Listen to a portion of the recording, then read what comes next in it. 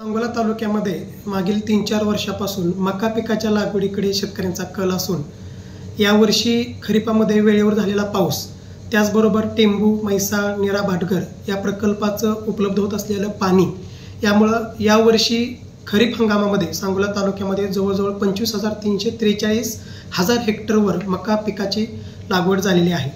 सांगोला तालुक्यामध्ये वाढलेली जनावरांची संख्या, त्या जनावरांसाठी लागणारा चारा, पशुखाद्य यामुळे शेतकऱ्यांचा मका लागवडीकडे कल दिसून येत आहे आणि या मक्याचा उपयोग मका भरडा त्याचबरोबर मुरघास करण्यासाठी पण शेतकरी करतायत आणि त्यामुळे शेतकऱ्यांना मका पिकामधून चांगलं शाश्वत उत्पन्न देखील मिळत आहे।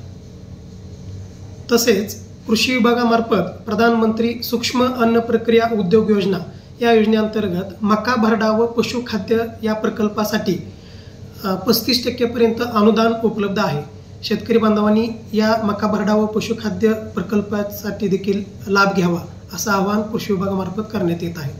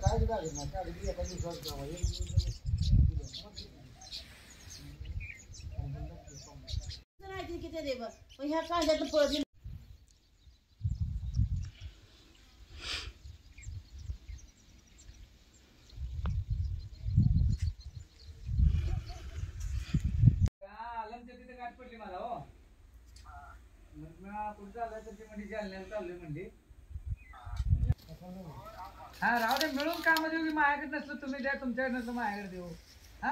अहो इतकाच येते यार होता वगैरे इतकाच उन्हातच झालं पालं काढले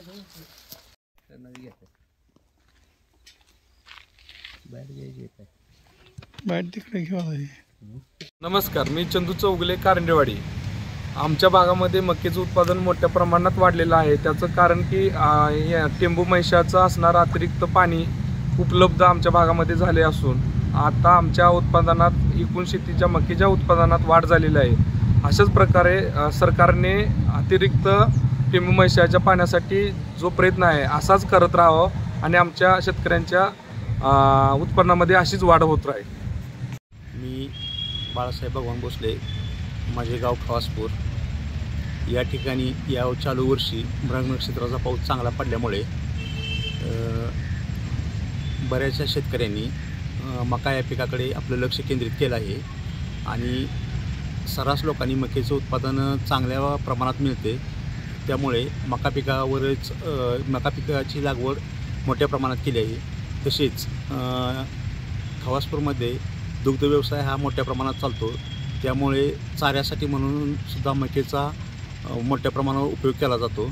तसेच यावर्षी आमच्या मान नदीला टेंबूचं पाणी आल्यामुळे टेंबूच्या पाण्यामुळे मका पिकाला चांगले योगदान मिळालेलं आहे।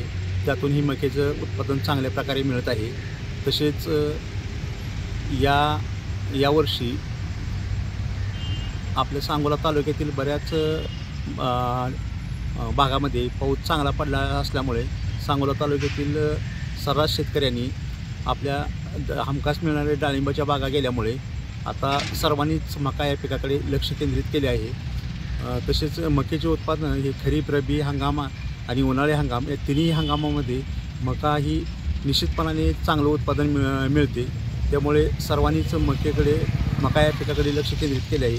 तसेच या मका पिकामुळे आमच्या गावातील किंवा तालुक्यातीलच मक्याचं उत्पादन बी घेता येते आणि शिवाय त्यापासून जनावरांच्या चाऱ्याचा प्रश्नही सुटतो।